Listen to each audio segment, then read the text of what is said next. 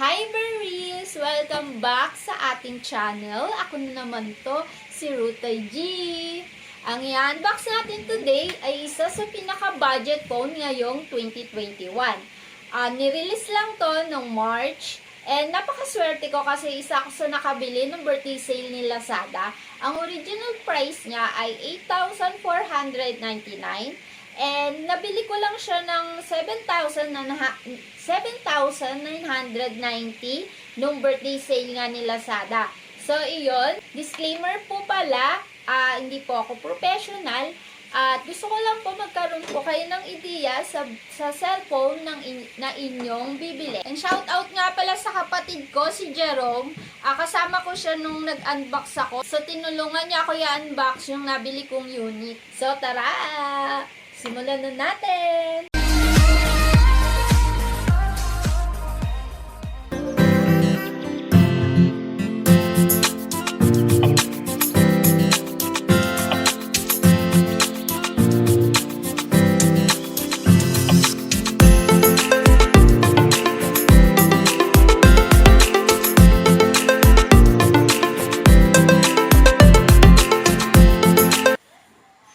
Open na natin ang Redmi Note 10.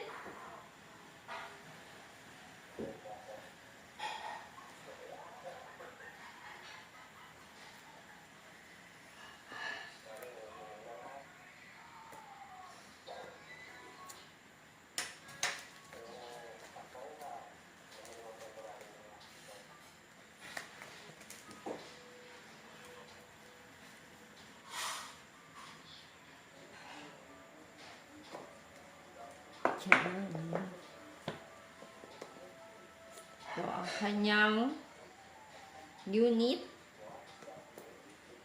sama sa loob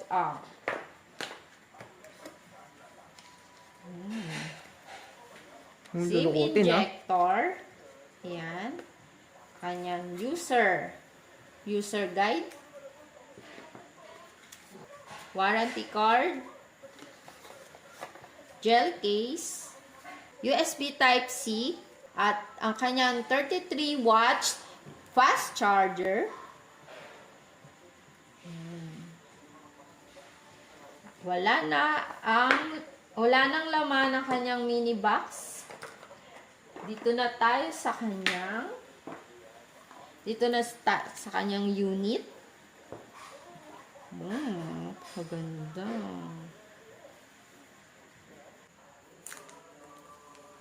Very satisfied.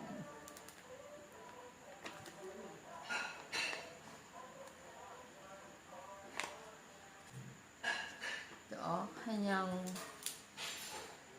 harap, at kanyang gilid, ang kanyang likod, at ang isa pa niyang gilid, sa baba. 3.5 audio jack headphone niya at meron tayong isang mic dito at USB Type-C charging. At meron siyang 33 watts fast charging. Dito isa pang audio speaker. Sa kabilang side naman, nandito yung volume rocker niya at saka yung fingerprint sensor. Ito na rin yung power on off niya. Sa taas naman, meron isang microphone ulit at AR blaster. At saka isa pang audio speaker. Dito naman ang huli, meron tayong SIM tray. Nandito sa likod. Ayan, yun. Ang napakalupit na quad camera. Ito, camera. Apat yan. At ito, meron tayong flash dito. Ito siya. Open na natin ang kanyang unit. Lalabas ang Redmi Power by Amtrak.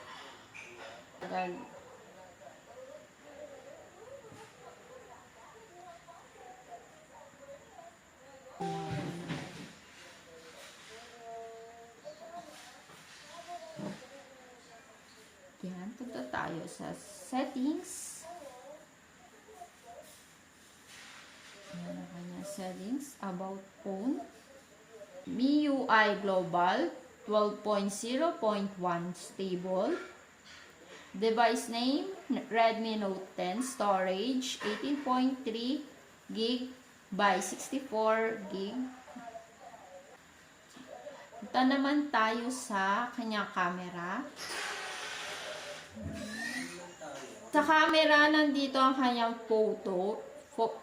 kanyang photo portrait. More. Sa more, nandito ang kanyang night, 48M. Ayan. Ang short video, panorama, documents, slow motion, time-lapse, and edit.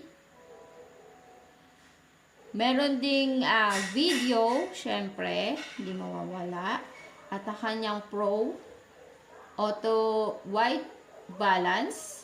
Yan. Ano mga nakalagay sa Pro?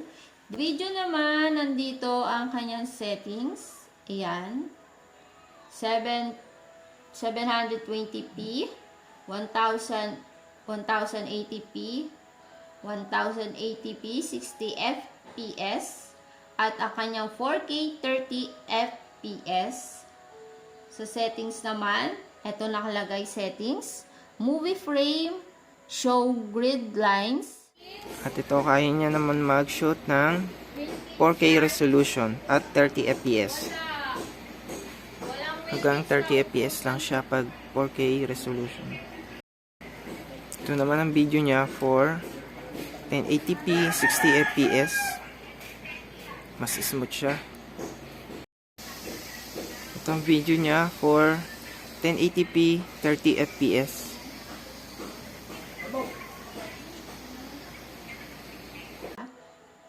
Sa kanyang phone, ito ang makikita. Ito yung settings nung kanyang kung ilang segundo mo siya i-set. Movie frame. Same lang din. Try natin yung kanyang zoom in. Malinaw, grabe. Sample. Mag-sample tayo ng camera, ng photo.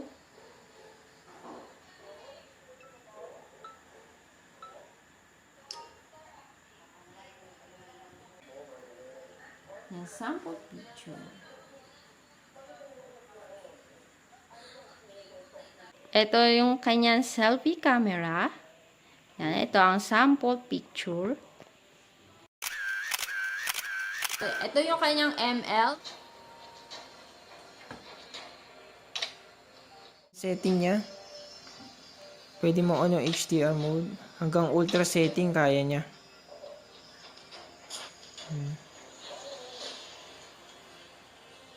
Ito, meron din siyang game booster. Dito mo sa swipe. Ito ang game booster niya. Makikita mo. Kung nagustuhan nyo ang video na to, paki-like and subscribe my YouTube channel. Thank you!